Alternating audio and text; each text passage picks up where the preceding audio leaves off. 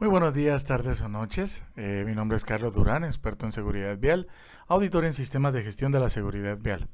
El día de hoy vamos a hablar sobre el Plan Estratégico de Seguridad Vial, de qué trata, cuáles son los pilares, qué es el plan, qué es hacer un plan, de qué son las estrategias.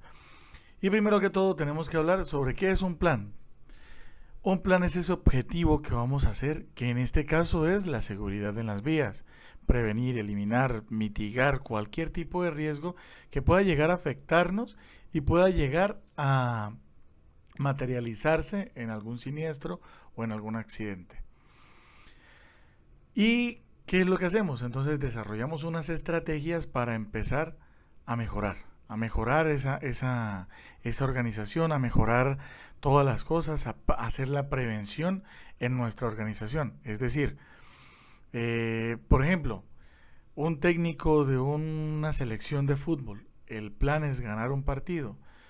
La estrategia es colocar cada persona en su puesto. ¿Sí me hago entender? Si es un portero, por ejemplo, en el caso de nuestra selección sería Ospina como portero, no como delantero, como defensa, como, eh, no sé, medio centro. Entonces, de esa forma es que nosotros vamos a empezar a organizar qué es la seguridad vial, cómo vamos a hacer esa estrategia, vamos a colocar al personal adecuado en cada uno de esos puntos y de ahí en adelante vamos a aprender a mejorar esa clase de cosas. Entonces, el plan estratégico de seguridad vial consta de 5 pilares. El primer pilar, vamos a hablar de uno por uno y qué tiene que hacer uno por uno. Entonces, primero que todo, fortalecimiento de la gestión institucional. Cuando hablamos del fortalecimiento de la gestión institucional, nos referimos a esto. Primero, el contexto empresarial. Lo primero que tenemos que hacer es identificar qué tipo de empresa es nuestra empresa, cuáles son los requerimientos, cuál es la legislación a la que está obligada a cumplir. No es lo mismo una empresa de transporte que una empresa de ingeniería que alquila camionetas, que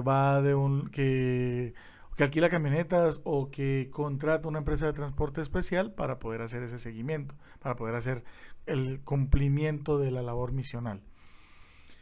De esta misma forma, ¿cómo lo hacemos? Entonces empezamos a mirar la documentación de la empresa y empezamos a verificar qué cumplimos, qué no cumplimos, qué tenemos que hacer, qué no tenemos que hacer.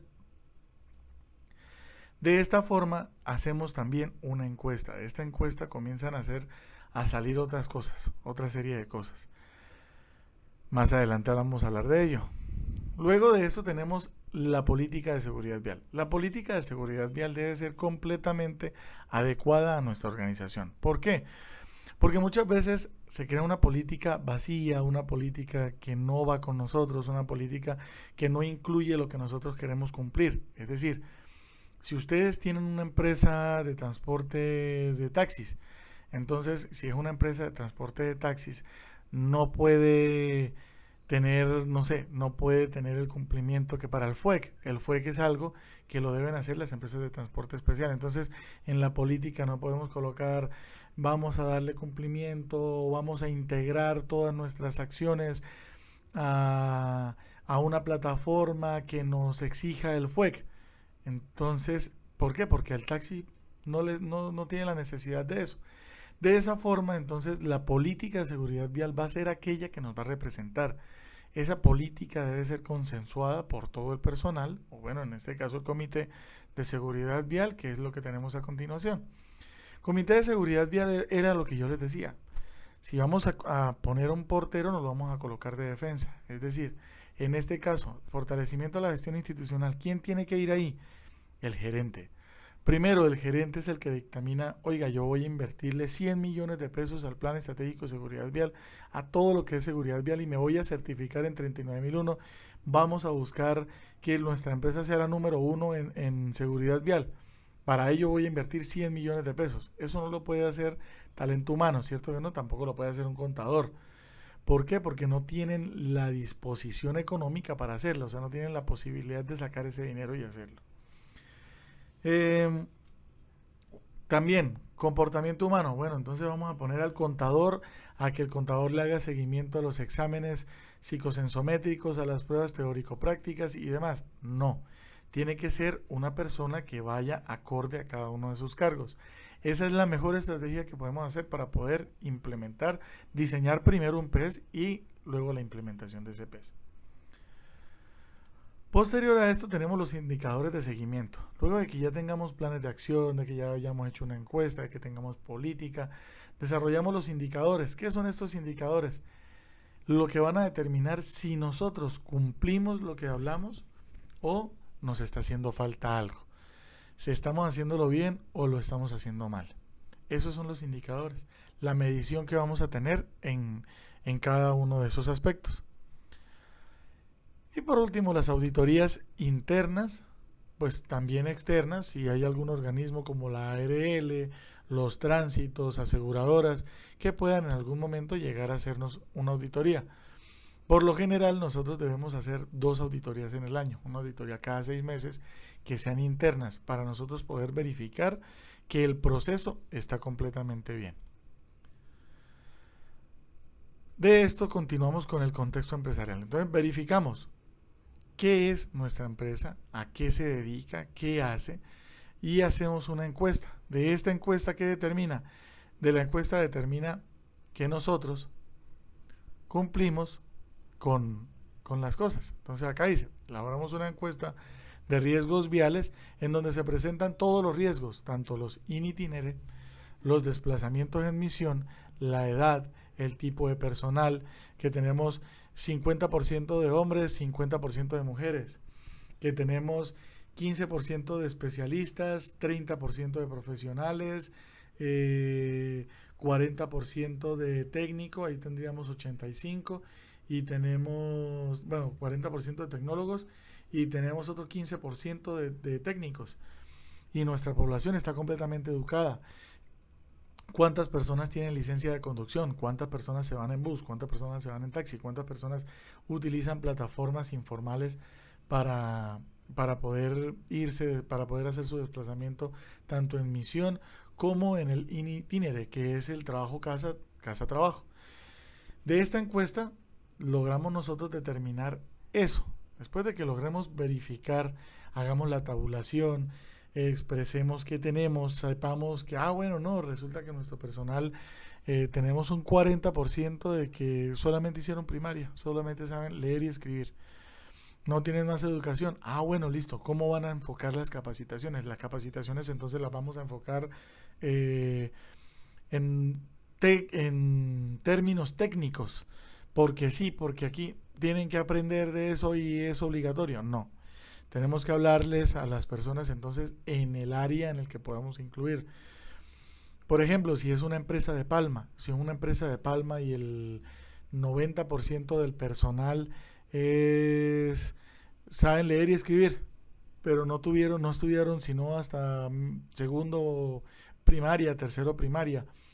Entonces resulta de que nosotros, ¿qué tenemos que hacer? No le vamos a explicar a ellos cómo podemos salvarle la vida mediante la seguridad vial con algo técnico, hablarles de normas y aburrirlos y decirles, no, que la norma es esto, que la norma es aquello. No, vamos a hablarle de una forma dinámica, de una forma en la que ellos puedan llegar a entender, y así vamos a hacer que las personas capten el mensaje que nosotros queremos presentar y sea algo recíproco.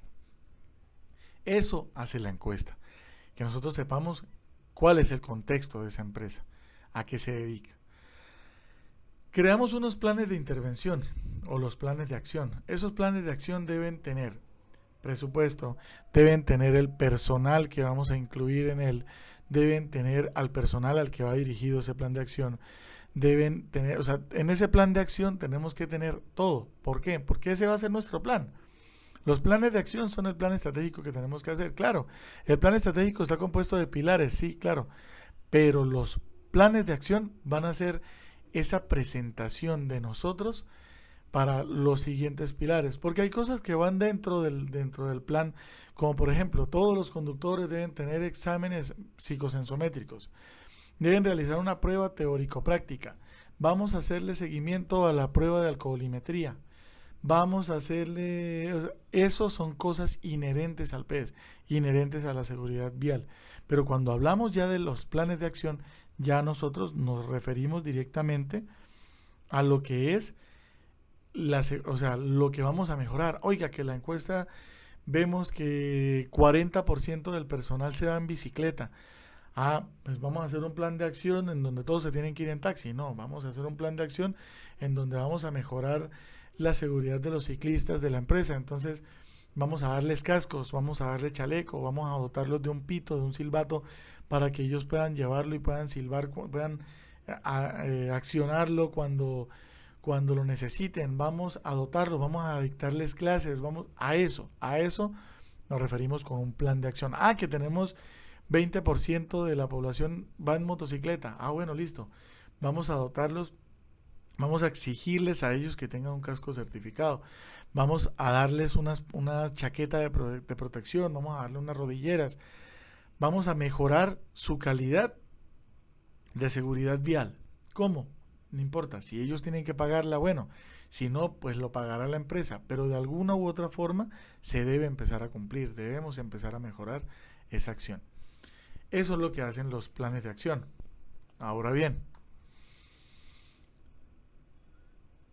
ya con esto continuamos con el segundo pilar. Cuando hablamos del segundo pilar, hablamos de comportamiento humano. Cuando nosotros nos referimos a comportamiento humano, nosotros nos imaginamos que es, no sé, el comportamiento que tiene cada uno de los conductores, peatones, pasajeros, algo que se me había olvidado.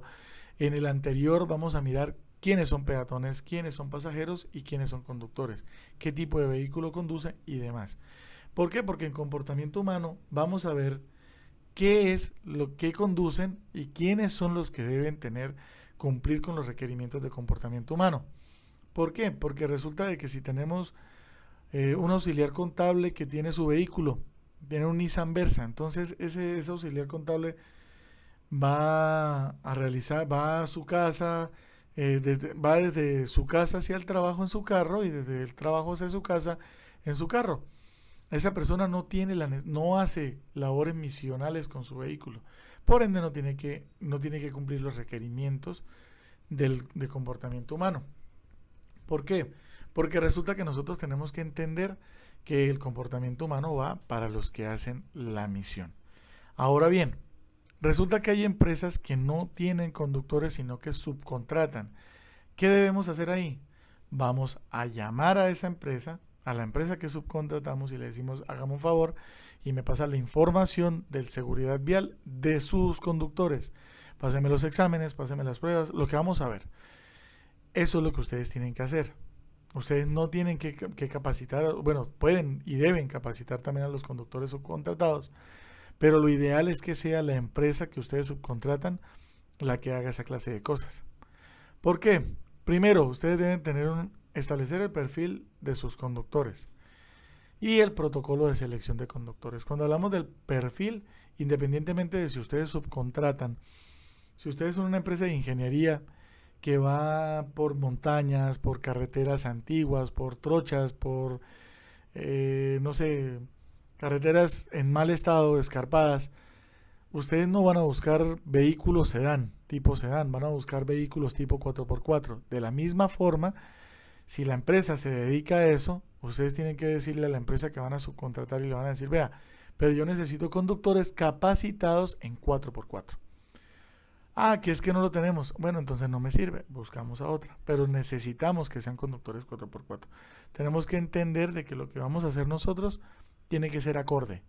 Debe ser completamente acorde con lo que nosotros hacemos. Y el protocolo de selección personal es ese procedimiento que nosotros vamos a hacer para poder contratar X o Y conductor. Ahora, hablamos de los exámenes. Ustedes me escuchan a mí hablar de los exámenes. Exámenes médicos, exámenes psicosensométricos. Ahí hay un conjunto de exámenes. ¿Y para qué sirve esto? Primero, vamos a buscar la idoneidad de un médico, vamos a buscar la idoneidad de un optómetra, vamos a buscar la idoneidad de diferentes profesionales que nos van a dar a nosotros un soporte en el caso tal de que nosotros lleguemos, lamentablemente, a sufrir algún siniestro. Vamos a tener la posibilidad de decir, oiga, venga, usted me responde porque Pepito Pérez tenía que utilizar lentes y su merced me dijo que no. Su merced como optómetra llegó y le hizo el examen y no, él no utilizó lentes y usted no le coloca ninguna restricción acá. Entonces ese optómetra va a tener que responder por las cosas por lo que acaba de suceder. Lo mismo, esos son los psicosensométricos. Ah, no, que es que resulta que Pepito Pérez era hipertenso y en pleno viaje se le subió la tensión, no se cuidó el hombre, no le hicimos nada y el hombre le dio un infarto y se murió en el carro, pero llevaba 40 niños atrás en el vehículo y como él se murió, pues siguió derecho el vehículo, iba bajando por una montaña y murieron 30 niños. Ah, pero fue porque Pepito Pérez le dio un infarto, era hipertenso y no se sabía dónde está el examen médico. Ahí vamos a ver eso. Ahora, lo mismo, la prueba teórica y la prueba práctica. En esas dos pruebas que vamos a entender, que vamos a verificar que los conductores saben conducir. En la prueba teórica que saben las señales, que saben los semáforos, que saben esto, que los psicosensométricos también, por ejemplo, el optómetra, que salió daltónico. Y resulta que cuando el optómetra llegó y no le identificó y salió daltónico y el señor no sabe identificar los colores del semáforo. O sí lo sabe identificar, pero se distrajo y como es daltónico, pues pensó que el amarillo era verde o el amarillo era rojo o el verde era rojo y llegó y ¡pum! Frenó. Y de atrás llegaron y le pegaron. O no identifica bien los colores. O se pasó el semáforo. Resulta que cuando hablamos de la prueba teórica y la prueba práctica, pues en esa prueba vamos a identificar que el señor es daltónico y que no sabe.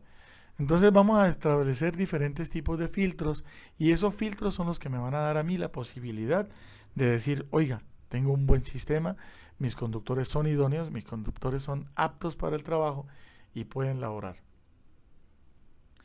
Ahora bien, cuando ya tenemos eso, se empiezan a elaborar unas políticas. Se llaman políticas de regulación. Estas políticas de regulación, ¿qué hacen? ¿En qué infieren? En que las políticas de regulación prácticamente es que se acoge a la norma, al Código Nacional de Tránsito, y resulta que ese código nos dice varias cosas. Por ejemplo, el uso obligatorio del cinturón de seguridad. Entonces resulta de que, por ejemplo, aquí es que Pepito no utiliza el cinturón porque le incomoda en el cuello. Entonces resulta que Pepito Pérez se coloca el cinturón cuando sale de la oficina o cuando inicia el recorrido y nadie lo ve. Bueno, entonces vamos a identificar una forma en la que vamos a ver si Pepito Pérez utiliza el cinturón, que lo utiliza al arrancar. Perfecto, pero vamos a hacerle un seguimiento a Pepito Pérez para que Pepito Pérez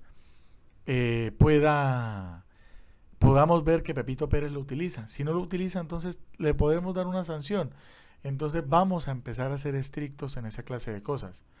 Eso es la política del cinturón de seguridad. Política de no excesos de velocidad. Esta política va estrechamente relacionada con infraestructura segura. ¿Por qué? Porque resulta que nosotros necesitamos darle cumplimiento a esto. ¿Y cómo lo podemos hacer? Mediante el GPS. Pero mi vehículo no tiene GPS. Toca contratar. ¿Por qué? Porque resulta que el Plan Estratégico de Seguridad Vial en la 1565, en la guía metodológica, establece que debemos contratar o utilizar herramientas tecnológicas para poder verificar los excesos de velocidad, frenadas bruscas, salidas de recorrido, dónde está el vehículo y muchas cosas más. ¿Por qué? Porque resulta que la velocidad, los excesos de velocidad son los que más infieren en el tema de la siniestralidad. Y de esta forma nosotros vamos a empezar a cumplirlo. Asimismo, que es que Pepito Pérez, no sé, vamos a colocar dentro de nuestra plataforma de GPS o vamos a exigirle a nuestra plataforma de GPS que nos dé un informe cuando Pepito Pérez va en una zona residencial y Pepito Pérez excede el límite de velocidad y llegó a 45 kilómetros por hora. Y resulta que iba pasando por un barrio y estaban jugando unos, no digamos niños, estaban jugando unos señores ahí fútbol en la calle o estaban jugando en la casa y se salió un balón. Pues resulta que, ¿qué pasó? Que él atropelló al niño, a la persona. ¿Pero por qué? Cuando dicen a 30 kilómetros por hora es porque podemos reaccionar, tenemos la capacidad de reaccionar. Pero si no, Si excedemos el límite de velocidad, no tenemos la capacidad de reaccionar y podemos causar ese tipo de eventualidades. Ahora bien, pasamos a la política de regulación de horas de conducción y descanso. En esta política, ¿qué pasa? Resulta que hablamos del sueño. Entonces tenemos conductores que dicen, bueno, supongamos que es una empresa de ingeniería. Entonces esta empresa de ingeniería alquiló una camioneta y el ingeniero que pasó los exámenes, que tiene idoneidad y un centro de enseñanza automovilística homologó que el señor sí, mediante la prueba teórica y la prueba práctica, el señor sí sabe conducir. ¿Qué pasó? Resulta que el señor dijo, no, yo me voy de aquí para Santa Marta, de Bucaramanga a Santa Marta. Entonces no pasa nada, tranquilo, que yo sé que... Entonces resulta que Talento Humano le dijo, no, usted deberá parar en Aguachica. O usted debe parar en Bosconia. Y ahí en Bosconia usted para y descansa, o en un hotel, o en La Loma, o bueno, en alguno de esos municipios. Y debe parar y estar ahí en el hotel. Y espérese. Entonces resulta que, ¿qué pasa? Que el señor se le hizo fácil y no paró en el hotel. Y siguió derecho. Pero llegando a Santa Marta, llegó y se quedó dormido. Y se salió de la carretera. No pasó nada. Dañó el vehículo. El señor salió completamente ileso, pero dañó el vehículo. Hablamos de una pérdida material, ¿cierto que sí? Todo eso influye, todo eso infiere en el tema. ¿Qué pasa? Entonces que vamos a elaborar una política que diga, bueno, nuestra política, los conductores no van a conducir más de 8 horas durante el día y no van a conducir más de 4 horas continuas y son un viaje o no van a conducir más de 5 o 6 horas continuas y vamos a tener otro conductor. Entonces toca. Ese conductor no debería ir el vehículo si el vehículo es pequeño, a no ser que el vehículo tenga cama. Si el vehículo tiene cama, entonces ahí sí puede ir. Si no tiene cama, no debe ir el conductor ahí. Toca elaborar un plan en donde ustedes digan, bueno, listo, entonces vamos a colocar un conductor en La Loma y nuestro conductor de aquí de Bucaramanga llega hasta La Loma y nuestro conductor se queda durmiendo en La Loma y el otro conductor coge el vehículo y arranca hasta allá. Toda esa clase de cosas es lo que vamos a tener en nuestra política. De cada una de las políticas salen procedimientos, salen protocolos, salen muchas cosas que tenemos que empezar a identificar. Política de no tabaco, alcohol y drogas. Importantísima. Resulta de que nosotros debemos establecer un procedimiento de pruebas de alcoholimetría, debemos establecer un procedimiento de examen toxicológico, debemos establecer los procedimientos que nos determinen a nosotros que nuestros operadores se encuentran bien, se encuentran limpios, libres de cualquier sustancia que vaya a entorpecer su movilidad. Esos procedimientos son los que tenemos que empezar a realizar. Tenemos la política de no uso de equipos bidireccionales. Lastimosamente, otro proceso, otro evento que es reciente, porque estamos hablando que esto sucede desde hace un promedio de 12 años, 13 años hacia atrás, no se veía como se ve ahora, pero ahora el 40%, si no estoy mal, el 40% de todos los siniestros que ocurren en Colombia son producidos por una distracción del celular. ¿Qué pasa? Resulta que nosotros tenemos que entender que el celular sí es una herramienta muy útil, pero que si nosotros no le sabemos dar uso cuando estamos conduciendo y nos distraemos, podemos afectar no solamente nuestra vida, sino la vida de los demás. Hay muchos videos de camioneros, muleros, que lamentablemente, o troqueros, que lamentablemente se distraen en el celular y pues pasan por encima de otros vehículos. Esos son videos amarillistas que no se deben colocar, pero lamentablemente muchas veces son los videos que se deben presentar para que las personas entiendan. De esta forma, pues, se debe establecer también una política, no es una campaña, deben elaborar campañas o deben elaborar una calcomanía para saber, adicional al cómo conduzco, parecida al cómo conduzco, que establezca esa clase de acciones que nosotros debemos hacer. Eso es lo que debemos implementar nosotros como tal con la política de uso de equipos bidireccionales. Política de uso de elementos de protección personal. Cuando tenemos motocicletas en nuestras empresas o en nuestras organizaciones, debemos contar con esto. Si también tenemos vehículos, de 4 ruedas o más. También tenemos que los elementos de protección personal pueden ser unos guantes para hacer la revisión preoperacional, también unas gafas de sol con protector UV que permitan que así esté dando el sol se pueda circular, entre otras cosas. Lo mismo, establecen un procedimiento de entrega de EPPs y luego ustedes pueden hacer una revisión, pueden verificar que la persona utilice ese EPP, entre otras cosas más. Luego, después de esto pasamos al pilar de vehículo seguro. ¿Vehículo seguro es importante? Sí. Después de que verifican, en un siniestro, después de que verifican que el conductor no esté alcoholizado, verifican que el vehículo esté en buenas condiciones. Entonces, cuando hablamos de vehículo seguro nos referimos a el mantenimiento. Todos los vehículos deberán cumplir con un plan de mantenimiento, sean públicos o privados o particulares. Ahora bien, tenemos 3 tipos de revisiones. Para los públicos tenemos 3 tipos. Y para los particulares que no entran dentro del transporte público tenemos también algo similar. La revisión técnico-mecánica que se realiza al año. Para los públicos la revisión preventiva se realiza de manera bimestral y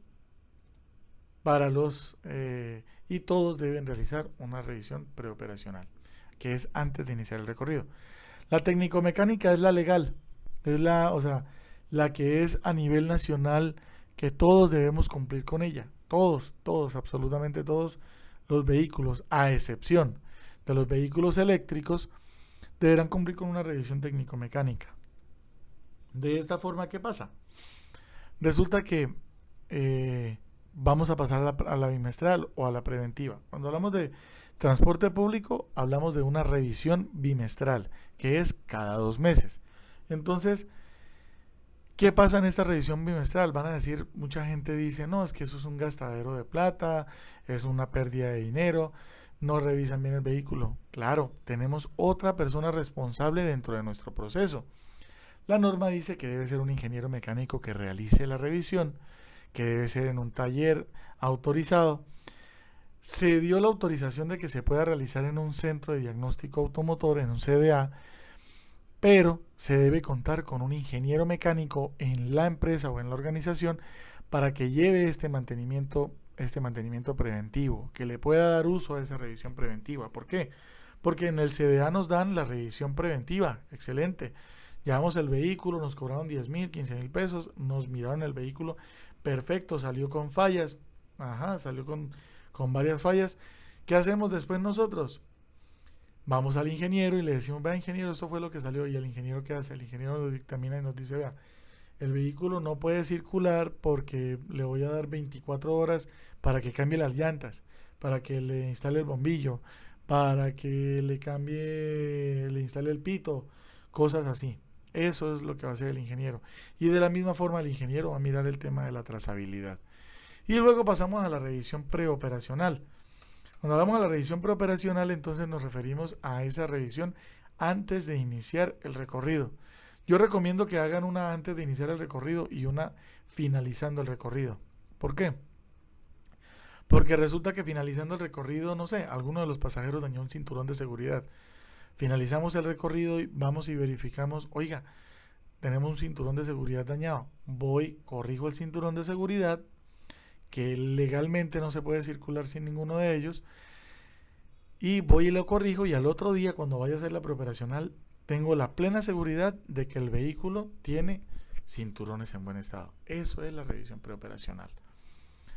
Ahora bien, cuando hablamos del mantenimiento y cuando yo les menciono que debe hacer un ingeniero mecánico el plan de mantenimiento, hablamos de esto. Un ingeniero mecánico les diseña un plan de mantenimiento, donde incluye la documentación. Él exige la idoneidad no solamente para la elaboración de esto con su título, sino también para el taller donde vamos a hacerlo. Que es que el taller de bromas. ¿Quién es Bromas? No, el mecánico de un tierrero. ¿Bromas es técnico? No, Bromas es un excelente mecánico. ¿Pero es técnico? No, no tiene ningún título. Bueno, ¿tiene cámara de comercio? No, tampoco tiene cámara de comercio. ¿O sí tiene cámara de comercio? Bueno, vamos a verificar. ¿Bromas qué tiene? No, no tiene la herramienta específica. ¿Cómo suelta un tornillo duro para darle torque? No, con un martillo, con una porra. Eso es un excelente mecánico. Puede que encuentre el problema, sí, pero puede que en el arreglo dañe más el vehículo. Entonces, ¿qué pasa? Esta idoneidad es importantísimo. Luego de eso tenemos una inspección diaria que es la misma preoperacional, y la preoperacional da resultados para que el ingeniero determine cómo debe hacer las cosas. Y por último vamos a hacer el control de la documentación. Entonces, cuando ustedes arreglan y reparan eso que el ingeniero le dijo que tenía que hacer en 24 horas, ustedes llegan y agarran, bueno, listo, la facturación, ingeniero, aquí está la facturación. Llega el ingeniero, anotan una bitácora del vehículo y especifica, se le cambió a los tantos kilómetros, tal cosa, el repuesto tal, y vamos a empezar a mirar trazabilidad. Vamos a empezar a ver, oiga, el repuesto cuando tenía que durar 5.000 kilómetros me duró 2.000. Tenía que durar la correa de repartición que utilicé a los 35.000 kilómetros, oiga, a los 85.000, la cambié a los 50.000 original y le metí este repuesto chino, coreano, americano, el repuesto que sea. Y resulta que era más barato, pero vea, a los 85.000 kilómetros, cuando le fui a hacer una revisión ahí con el mecánico, o cuando le estábamos haciendo la preventiva, salió que una de las correas estaba casi a punto de dañarse, la correa de distribución. ¿Qué pasó? El repuesto salió malo, porque tenía que durar 50.000 kilómetros y en este caso duró 35.000. Entonces resulta que ahí vamos a empezar a mirar la trazabilidad de esa clase de repuestos. Posterior a esto, entonces, tenemos el plan de mantenimiento preventivo. Entonces, el ingeniero elabora una hoja de vida del vehículo, una ficha técnica, donde nos va a decir distancia entre ejes, distancia de frenado, tipo de frenos, tipo de motor, cantidad de caballos, cantidad de potencia, torque. Nos va a hablar nos va a colocar el número del chasis, número del motor. Nos va a empezar a mostrar, a decir varias cosas, todo lo que tiene el vehículo. Qué luces utiliza, luces LED, luces halógenas, luces... Y eso el ingeniero lo va a empezar a escribir y diseña esa hoja de vida específica para cada uno de los vehículos. Que el vehículo viene originalmente con rines 15, pero resulta que el propietario le colocó rin 17 con llanta de bajo perfil. Oiga, la suspensión se le va a dañar más rápido, puede empezar a sufrir de los riñones. Esa clase de cosas pueden darse cuenta en el tema de la hoja de vida. Luego de eso miramos el manual de mantenimiento. Que muchos vehículos ya no tienen manual de mantenimiento. Bueno, hay que buscar el manual de mantenimiento y el ingeniero a la hora de ese manual de mantenimiento de operación y del fabricante empezamos a mirar y hacemos un cronograma de mantenimiento, que es lo que nosotros vamos a llevar. Entonces, también dentro de ese plan de mantenimiento vamos a encontrar la definición de los sistemas, los instructivos.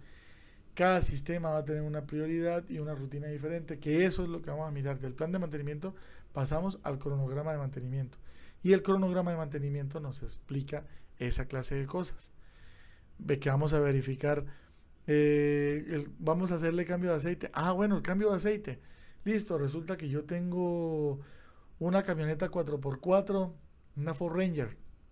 Y resulta que en el manual dice que le debo hacer cambio de aceite a los 5.000 kilómetros, pero yo la tengo trabajando y la tengo en una vía terciaria donde es completamente tierra todo el santo día y es seco, es polvo. Entonces resulta que el ingeniero muy inteligente dijo, no, es polvo.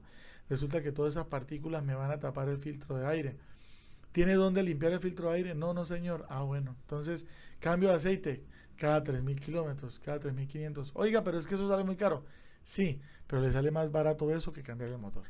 Entonces esas rutinas van variando de acuerdo a la especificación de cada vehículo, al uso que se le dé, al lugar donde está, porque no es lo mismo un vehículo en una ciudad que en una carretera terciaria, con amortiguadores y con el resto de sistemas. Tanto la seguridad activa, que es aquello que nos va a ayudar a eliminar o a prevenir un siniestro, como las luces, los frenos, la suspensión, el pito, y entre otras cosas, y la pasiva, que va a ser el cinturón, reposacabezas, airbag, que nos ayudan a mitigar las lesiones, a que se reduzcan el daño. Eso es la seguridad activa y seguridad pasiva. Todo eso está dentro del plan de mantenimiento preventivo. y el cronograma de mantenimiento también debe incluir esa clase de sistemas. Ahora, posterior a esto, tenemos la infraestructura segura, el cuarto pilar. Este pilar es importante, sí. Anteriormente no se le daba la 1231, no se le daba la importancia que tiene, porque resulta pues que cuando hablamos de la infraestructura segura, ¿de qué hablamos? ¿A qué nos referimos con la infraestructura segura? Con las vías internas y las vías externas. Es que el vehículo sale por... El vehículo no anda 5 kilómetros diarios, entonces va desde punto A a punto B y punto A a punto B resulta que hay 2 colegios y es en carretera nacional. Entonces resulta de que hay pasos peatonales en los colegios y resulta que no le enseñamos a ese conductor en las rutas externas y no le dijimos nada, no lo preparamos para eso. Llegó el conductor y agarró el vehículo. Es que mi vehículo es de placa amarilla, es placa particular, no tiene restricción como el transporte público para circular a 80 kilómetros por hora, y agarró el vehículo a 100. O resulta que el vehículo va a pasar por la Ruta del Sol, donde tiene permitido 100 kilómetros por hora en algunos lugares, porque no es en toda. Entonces resulta que llegó el señor conductor y agarró ese vehículo y le dio a 100 kilómetros por hora. Y resulta que había un lugar donde todavía no han arreglado y salió de la Ruta del Sol y cogió una vía que es de una sola calzada con 2 carriles, uno de para allá y uno de para acá. Y resulta que siguió a 100 kilómetros por hora porque vio que la vía era plana y recta. Y resulta que en esos lugares había un paso peatonal y al señor no alcanzó a frenar. En cambio, cuando nosotros le explicamos, oiga, hay pasos peatonales, usted no debe superar los 80 kilómetros por hora. Cuando llegamos a los pasos peatonales, usted debe circular a 30 kilómetros por hora, hasta 30 kilómetros por hora. Y entre esa clase de cosas es lo que nosotros debemos empezar a presentarle al señor conductor para que el señor conductor entienda. Cuando ya hablamos de las vías internas, pues ya hablamos, que es que mi oficina no tiene recorridos de vehículos dentro de... No importa, usted debe tener los planos de su oficina, de elaborar unas salidas de emergencia. Oiga, que es que compramos un piso en cerámica para la oficina, hermoso, brilla, precioso, pero resulta que ese piso es liso. Entonces Pepito Pérez dejó caer un poquito de jugo y resulta que viene Juanita caminando, viene corriendo Juanita. Y como el piso es hermoso, precioso, liso, y resulta que además de eso tiene agua, se deslizó, se fracturó un brazo. Oiga, eso es seguridad vial. Está dentro de las vías internas, dentro de la vía de escape, de la ruta de evacuación. ¿Qué debemos hacer? Organizar y adecuar nuestras instalaciones, establecer un protocolo, un procedimiento para que esa persona pueda y esté segura, esté completamente segura. Ahora bien, ¿qué hay que hacer para una metodología para la determinación del riesgo? Resulta que los rutogramas van a acabarse, pero resulta que los rutogramas pueden estar a punto de acabarse, pero entonces, ¿cómo le presento yo al conductor la información del análisis de riesgos que yo hice de aquí, de Bucaramanga a Bogotá? Que resulta que llegando a Moniquirá hay altibajos, hay deterioro de la vía. Entonces, o resulta que la vía Plato Magdalena tiene altibajos. Entonces, resulta que vamos en la vía y nosotros no le informamos nada al conductor, que es un riesgo general que se puede presentar en la señalización. Pero es que hicieron daño y dañaron la señalización y no se ve nada. Y resulta que el Pepito Pérez agarró el vehículo y le dieron límite de 80 kilómetros por hora y agarró 80 kilómetros por hora cuando es una vía que por esos altibajos debería ir a 60 kilómetros por hora. Y resulta que no se le informó. Listo, los rutogramas van a acabar, pero entonces, ¿cómo le presentamos la información a las empresas? Entonces desarrollamos un análisis de riesgos viales. Listo, el documento de análisis de riesgos viales, 50 hojas, se lo vamos a pasar al conductor. ¿Cómo? Ustedes pretenden que un conductor vaya a leer 50 hojas porque sí. Los conductores muchas veces están ocupados. No es que diga que los conductores tienen pereza para leer, pero muchas veces los conductores están completamente ocupados y no tienen tiempo. Y resulta que leer un documento de 50 hojas es complicado. Entonces resulta que el conductor no puede ponerse a leer mientras conduce. Entonces, ¿qué sucede? Vamos a elaborar un rutograma donde le presentemos a los conductores, oiga, los riesgos que ya sabemos, sin embargo, la vía es cambiante. Siempre va a existir un riesgo cambiante. ¿Qué es este riesgo cambiante? Oiga, puede ser natural o puede ser causado por nosotros los seres humanos. Entonces resulta que nosotros vamos a ver eso y decimos, oiga, no, le presentamos a Pepito Pérez eso y Pepito Pérez decidió ir 80 kilómetros por hora. Bueno, y resulta que se volcó. Salió ileso Pepito Pérez, pero es el segundo carro que nos daña. Bueno, Pepito Pérez tiene que responder por el vehículo porque si ya se le explicó y si ya se le dijo, ya tenemos que exigirle eso. ¿Cómo se hace? Recolectamos la información secundaria, que es toda la información del recorrido, todo lo ajeno a él. Pero de la misma forma, verificamos la documentación del contrato donde tenemos que ir. Que es que la empresa le exige que tiene que llegar en 30 minutos desde el punto A al punto B. Ok. ¿Y cuánto tiempo hay por lo general, cuánto se demora? No, para hacer ese recorrido se demora 45 minutos. Hombre, ¿y cómo le va a decir que 30 minutos? No, porque es que toca. Porque las personas que va a recoger no pueden levantarse más temprano. No, pues ahí sí no se puede hacer. Bueno, Pepito Pérez está en la decisión de si lo hace o no lo hace. Que lo hace por la necesidad. Listo, repórtelo. Repórtelo porque en el momento en el que Pepito Pérez tenga un siniestro, entonces ahí la responsabilidad va de la empresa. Todo eso hace parte de la información secundaria. Hacemos una inspección del campo, hacemos una inspección de la vía, verificamos cómo es la vía, hacemos un análisis de cómo se encuentra la vía, cuántas personas se han chocado por ahí, si se han siniestrado, si han habido víctimas fatales, lesionados. Bueno, todo eso hace parte de ahí. Miramos la caracterización operacional. Vamos a mirar si el conductor es apto o no para ese vehículo y si es apto o no para circular por ahí. Caracterización física y encuesta de percepción. Bueno, hacemos una encuesta y podemos ir a las casas o por donde circulan los vehículos y decir, vea, por acá pasa X o Y vehículo y nuestro vehículo XXX777 resulta que pasa por acá y el GPS no reporta excesos de velocidad, se cae la señal del GPS. Entonces vamos a ver y oiga, no, sí, por acá pasa el señor, por acá pasa el señor de ese vehículo y el señor va demasiado rápido, casi atropella a mi perrito. O nos mató una gallina por acá y no respondió y se fue y se voló. Bueno, listo, entonces miramos a ver qué es lo que está pasando y de qué manera podemos corregir. Luego de que identifiquemos los conflictos y los riesgos, hacemos una propuesta de intervención y vamos a lograr eliminar eso.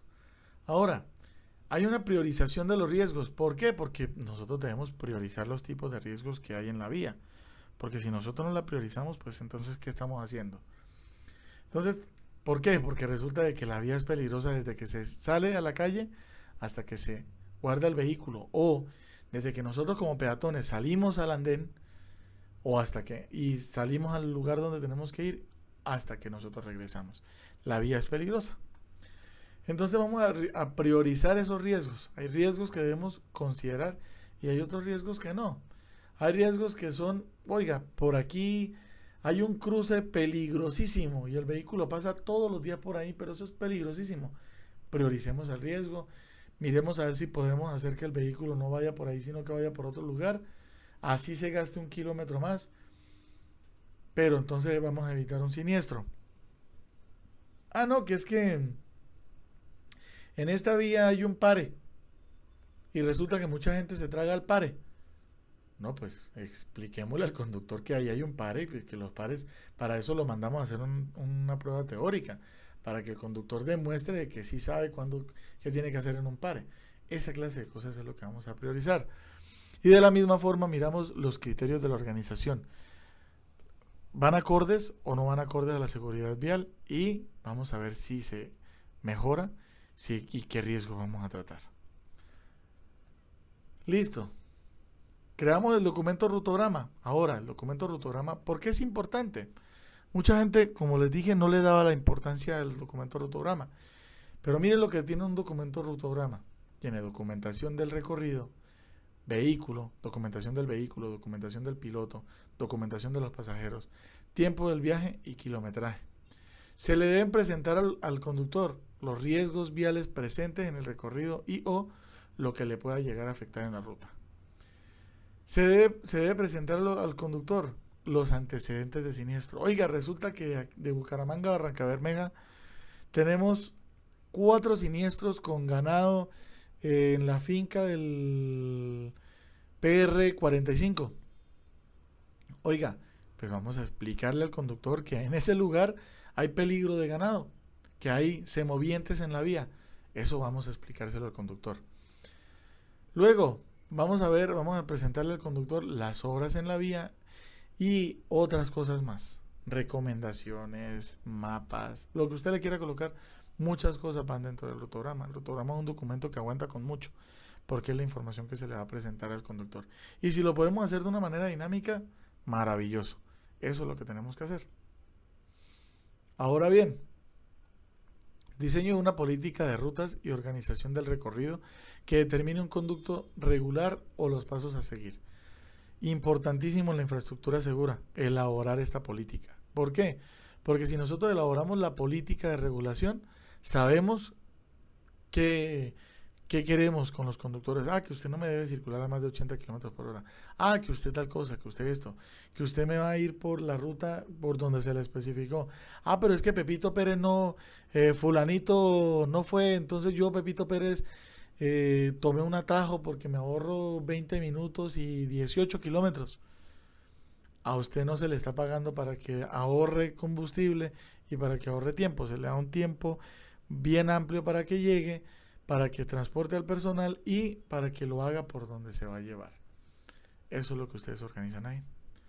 Ahora, para terminar, el último pilar, y no menos importante, es uno de los pilares más importantes. ¿Por qué? Porque cuando la seguridad vial ya no sirvió, cuando los otros pilares no pudieron prevenir el siniestro, entonces pasa esto. ¿Qué hacemos ahí en este caso? Vamos a hacer la atención y reparación de las víctimas. Vamos a mirar qué fue lo que falló y qué podemos llegar a mejorar. ¿Sí? Entonces resulta que hacemos una investigación de los accidentes. Al momento de materializarse el riesgo y sufrir un siniestro o accidente, la investigación determina quién es el culpable. Oiga, ¿de quién fue la culpa? De alguien tiene que tener la culpa, porque somos seres humanos. A no ser que se le atraviese un perro, que le cayó, no sé, una piedra de una montaña a 4 kilómetros y nadie se dio cuenta de eso. Sin embargo, ahí habría un riesgo que puede ser tratado por planeación, por infraestructura de un municipio. ¿Sí? Y de esa forma vamos a verificar que eso no vuelva a pasar, que un siniestro no vuelva a pasar. Entonces, de esta forma hacemos la investigación. Ahora bien, hacemos la investigación. Resulta que tenemos víctimas, lesionados. Entonces resulta que Pepito Pérez llevaba el brazo por fuera en el vehículo y se quedó dormido. Y cuando se despertó porque se estaba saliendo de la vía, giró el timón hacia la derecha y resulta que volcó el vehículo y cayó sobre el brazo y se dañó el brazo. Entonces resulta que Pepito Pérez quedó incapacitado y ya nunca más va a poder conducir, o está incapacitado. Entonces, ¿qué debe hacer la empresa? Oiga, hacerle seguimiento a esa víctima, hacerle seguimiento, verificar que las cosas se cumplan, que la ARL cumpla, que la IPS clínica, hospital donde estuvo internado, cumplan y hagan un buen tratamiento. Y de la misma forma todo el tema legal. Y de esta forma terminamos. Muchísimas gracias, que Dios los bendiga y recuerden, seguridad vial en las vías, cuídense, protéjanse, no utilicen el celular. Un feliz resto de día. Adiós.